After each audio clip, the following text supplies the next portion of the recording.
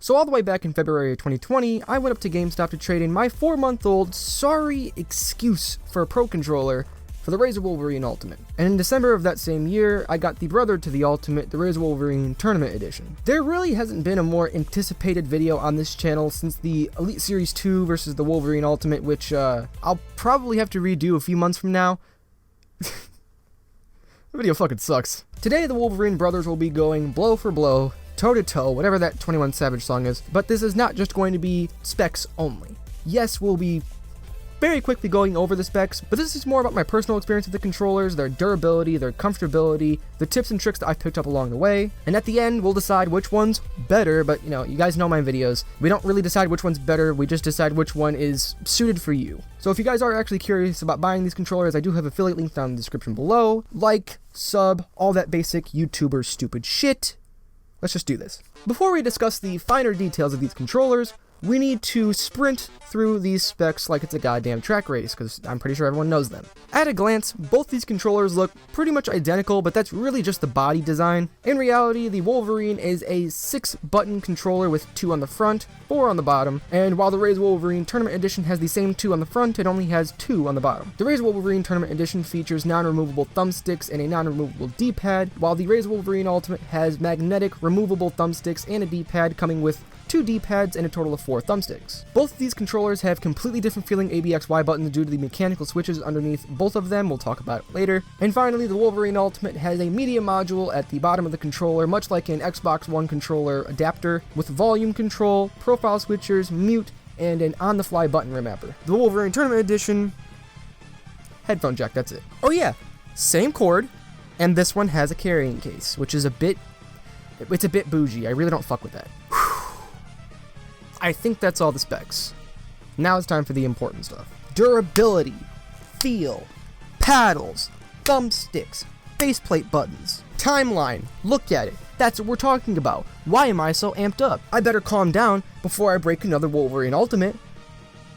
I haven't thrown these things, by the way, but I have gone through 3 Wolverine Ultimates due to faulty issues. Don't shit on the Ultimate just yet, though. As a reviewer, it is my responsibility to make sure I am not just taking my own personal experience into account, so through surfing the internet and looking at the issues that these controllers have, the Wolverine Ultimate doesn't seem to be as flimsy and unreliable as the Elite Series 2, but it's nowhere near the Razer Wolverine Tournament Edition. Weirdly enough, even though I've always believed this is the highest skill-capped controller on the market, this is the most durable. Yes, overall the Razer Wolverine Tournament Edition has the least amount of reports for durability. But companies like Razer, Microsoft, and Scuf, they'll try to shoot you in the foot with a broken controller, but what you can do with that gun is with that warranty, you can just turn the gun at them and shoot them in the face. Now when it comes to the feel of these controllers, I know I said that they have the exact same body design, well, aside from the Wolverine Ultimate's media module, but they both feel extremely different because of very minute changes to pretty much everything, especially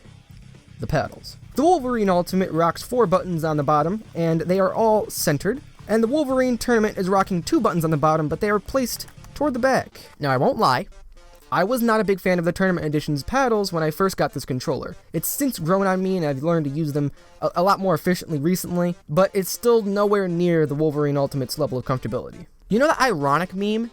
This is one of those moments because I've gotten so many comments on my videos saying, my hands are going to be small for the Wolverine Ultimate. Is it hard to reach the paddles? I think my hands are going to be small. Somehow the controller that has pretty much no comfortability reports, at least on my end, on this channel, somehow it is the least comfortable out of these 2. Now before we go on to what is arguably the second most important thing in this video, the thumbsticks, we first need to talk very quickly about the triggers, bumpers, and the buttons on the front, because they're weird.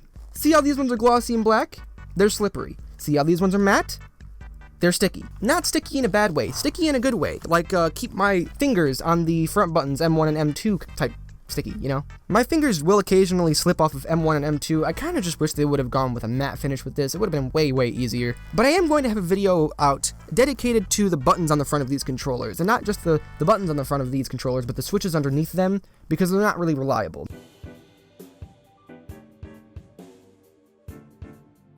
One thing I can't really say I've had too many issues with, though, is the thumbsticks on these controllers. I heard someone say the Wolverine Tournament Edition thumbsticks feel cheap, and that's simply not true.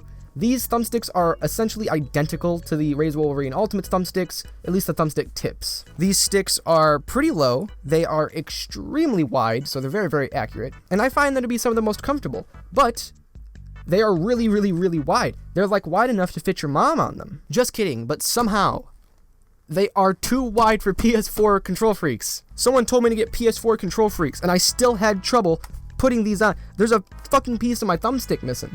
So you're either gonna have to shave down your control freak or screw with your thumbsticks. So I guess you're just gonna have to choose. The tension on these thumbsticks is really nice. It feels ever so slightly tighter than your run-of-the-mill Xbox One controller thumbsticks do. And my recommendation for people using the Razer Wolverine Ultimate, use the extended stick. But use it on the right so you have greater accuracy, and I'd recommend a shorter stick for your left stick so it's a bit quicker. Do not put control freaks on this goddamn controller. If you do that, you are stupid. $160 controller, comes with this, use this. Moving on to the faceplate buttons, and specifically ABXY and the D-pads, it's a unique situation. I really was not kidding when I said these controllers were to go blow for blow, because the Tournament Edition just stomps the Ultimate in this category. The Wolverine Ultimate comes with 2 magnetic D-pads, and somehow the built-in D-pad on the Wolverine Tournament Edition is infinitely better. It's tactile, it's easier to use, it feels more accessible, it's just an all-around better experience. That being said, the Wolverine Ultimate's D-pad, the one it comes with out of the box, the separated one, infinitely more comfortable than the solid piece. I don't know why they included that other D-pad, it's actually really, really uncomfortable. You had 2 chances with 2 different D-pads, and you still disappointed me. ABXY buttons too, we're talking about that. To be honest, I do not believe you guys are ready for this, because the most difficult part about switching from the Ultimate to the Tournament Edition when I got it was not the paddles, was not the thumbsticks, was not the fact that I had just started using control freaks, it was ABXY. Now, it isn't a bad thing, but these controllers have 2 very, very distinctly different ABXY buttons, with the Wolverine Ultimate having some generic form of Razer's mechanical switches underneath it. They're unbelievably easy to hit. Like, you can breathe on these buttons and you'd hit them. So it takes no effort whatsoever. I simply have to take my thumb and glide it over the button for it to work when I'm, in my fast-paced shooter games. However, Tournament Edition buttons are way more difficult to press down. They're probably some of the toughest ABXY buttons on the market, at least that's how they feel. And like a lot of other Razer products, you kind of have to break them in over time. But these mechanical switches are infinitely more stable and feel infinitely better than the stock ones on the Wolverine Ultimate. If I had to put my money on either of these buttons lasting, put my money on the Razer Wolverine Tournament Edition's ABXY buttons. I might not have mentioned this before, but the switches underneath the ABXY buttons on the Wolverine Tournament Edition are Razer's marketing bullshit. Mecha tactile switches. Mecha tactile switches. Mecha membrane switches. Stop with your fucking marketing horse shit. Now, aside from all that, the only things I haven't really talked about are like the software, the options buttons, the other features like focus and agile. I'm going to make a dedicated video just for the software, and that'll be coming out, I don't know when. But in terms of the other buttons on this controller, like the options, pause, home button, they're all the same. The RGB strip is the same. The grips are the same. And even the software is pretty much the exact same thing. You can use focus and agile on the Tournament Edition as well as the Ultimate, and that's something, again, I'll go over in my own separate video. Now, how am I going to conclude this video? I want this to come directly from the experience that I've had, the experiences that I've read about, and to be 100% honest with you guys, these are 2 different controllers that were very unintentionally made for different audiences. The Wolverine Ultimate is made for the person who wants the best of the best, the highest skill cap imaginable on the controller. That's what the Ultimate is for. The issue with the Ultimate is that it's not really likely to last nearly as long as the Tournament Edition. Most of the complaints I see are around a year after the Ultimate has been in use, or somewhere between 8, 9, 10 months. Either that or directly out of the box, but that might be a shipping issue, I have no idea. Don't think it is though. Stick drift is kinda hard to get through shipping. But the Tournament Edition has, in my opinion, oh Eugene, I'm going to say the N-word, some better features. Some more secure features that'll make you feel more secure and guarantee that your controller will last a hell of a lot longer. Well, not guarantee, but you're more likely to have a controller that's gonna last a lot longer if you go with the Tournament Edition. Not only that, but you're getting the exact same trigger stops, you're getting more stable, reliable ABXY buttons, a better D-pad, the same RGB bullshit, because everyone likes the RGB apparently, and you're getting it at, well, on Amazon, $90 to $100 in comparison to the Wolverine Ultimate, which is between $150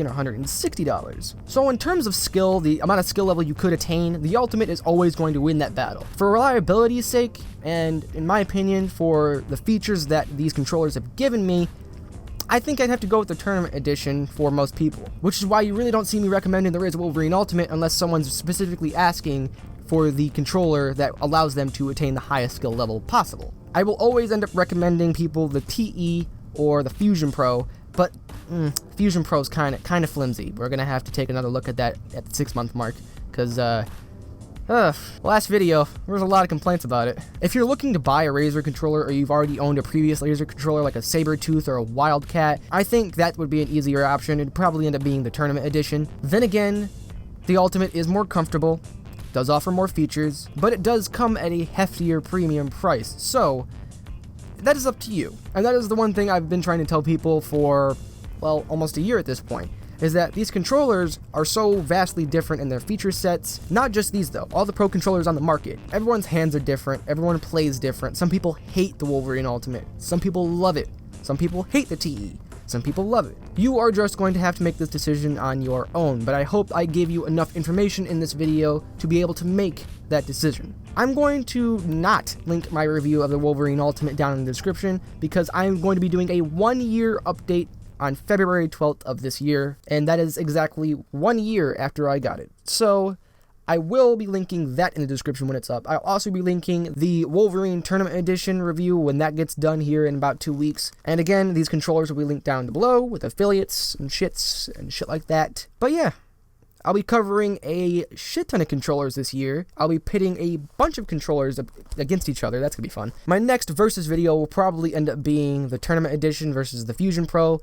2 4-paddle controllers that are very, very close in price and slightly different in feature set, so we'll just have to see how that goes. Real quick before I go though, I need to shout out our members, and this time we only have the console tier as the PC Master Race tier has been removed. The biggest of shoutouts to JG, Waterless, God, Exo Casper, Nenzaki, Maynard Lano, Jackie Evans, 4Kid, Young, and Kuda Cam. If you'd like to become a member of the channel, there's a join button down below, and again, huge thank you to our current members. Anyways, I hope you guys enjoyed.